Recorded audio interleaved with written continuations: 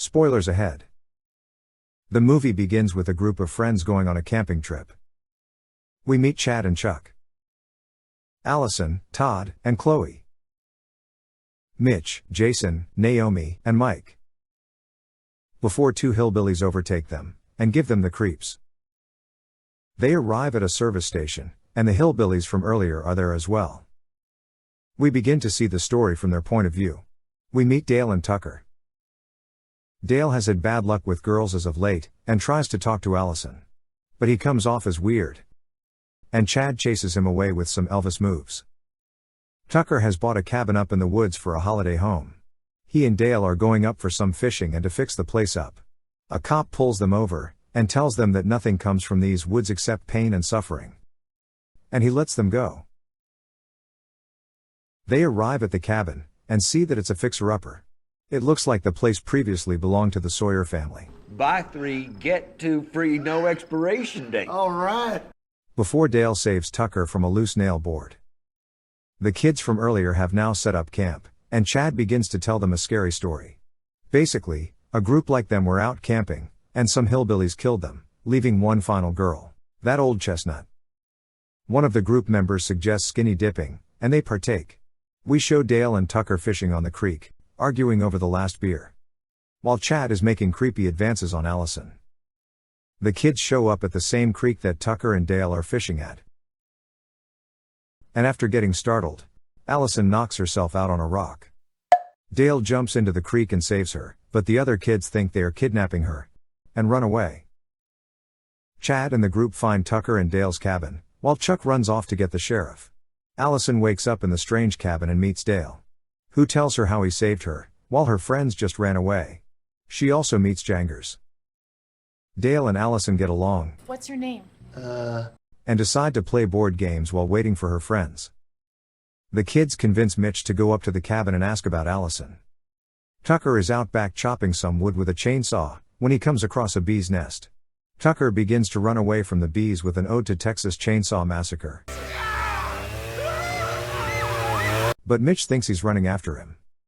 As soon as Mitch realizes that Tucker isn't chasing him, he dies, impaling himself on a tree. Dale is whooping Allison at board games, when we learn that she is studying to be a psychologist, focusing on a lack of communication. Tucker comes in covered in bee stings, and he's mad that Dale isn't helping him work on the place, as they came there to do. Tucker tells Allison her friends were outside, but Dale wants Allison to stay, so he tells her to rest, and he and Tucker go looking for them. He can win over just about anybody, can't you, Tucker? Real people person. The kids find their friend's body on the tree, and think that Tucker and Dale put him there as a warning. They are now certain that Allison was kidnapped. Tucker and Dale can't find the kids, who are hiding, so they leave them a message to come and get Allison. Allison offers to help Dale dig a hole for the outhouse, but the kids think they are making her dig her own grave. They have now armed themselves, and begin their attack on Tucker and Dale. Mitch runs at Dale with a makeshift spear, but trips, and impales himself. Mike goes after Tucker with his knife, but misses, and dies. You okay? The two friends consult inside the house, and have come to the conclusion that this is a suicide pact. They can't go to the police because it looks like they have killed the kids themselves. And what looks like what happened is pretty nasty. The kids are freaking out, but Chad is in his element. He is a psycho and enjoys this. Chuck comes back with the cop, and they all get in the car apart from Chad, who thinks the cop won't help. Tucker and Dale are cleaning up the place, when the same cop from earlier arrives, and they explain their side of the story to him. He believes them, and checks on Allison, before accidentally getting nail-boarded in the face. I see him walking right outside. He looks like he's gonna walk it off. He's gonna be fine. Chuck picks up his gun, but can't operate it, and accidentally shoots himself in the face, killing him. Chad emerges from the bushes and picks up the gun, shooting at Tucker and Dale. The two take cover in the house, before realizing that Chad has captured Jangers, so Dale starts shooting back at the kids with a nail gun, while Tucker sneaks around behind them. Tucker frees Jangers, but Chad sees him, and the kids begin to chase him through the woods, before catching him. He wakes up hanging from a tree and tries to bargain with Chad. But Chad only wants one thing: violence, and cuts Tucker's bowling fingers off. Allison wakes up and Dale breaks down the situation to her. Before finding a letter on the porch, along with Tucker's fingers.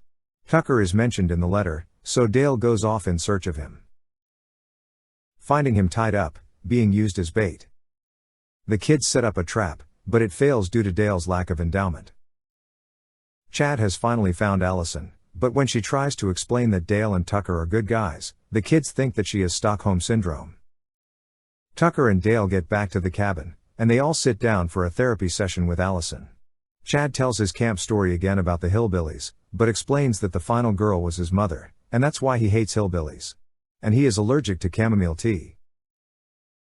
Dale says that none of that has anything to do with him, and that he couldn't even hurt a fish. The other kids think their friends have been captured. So things kick off again. With Tucker and Dale not hurting anyone. But all the kids are killing themselves again. And blowing up Tucker's cabin.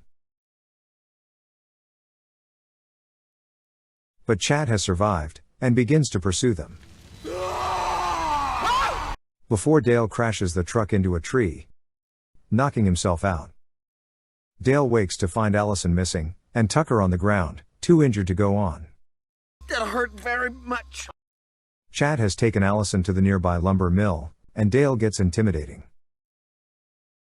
Dale finds Allison, and he begins to fight Chad. He frees Allison, and the two of them run upstairs in typical horror movie fashion. They find a newspaper, and it explains that Chad's father was one of the hillbillies that attacked his mother. You're half hillbilly. But Chad doesn't believe them, so Dale throws a handful of chamomile tea in his face, messing with his allergies, and killing him. We cut to Tucker waking up in the hospital. He even has brand new fingers, but Dale has a date with Allison to attend.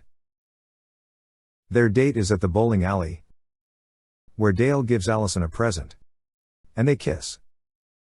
The movie ends with a hillbilly kidnapping a woman in the background. Tucker and Dale vs. Evil was released in 2010. Starring Tyler Labine and Alan Tudyk as Tucker and Dale.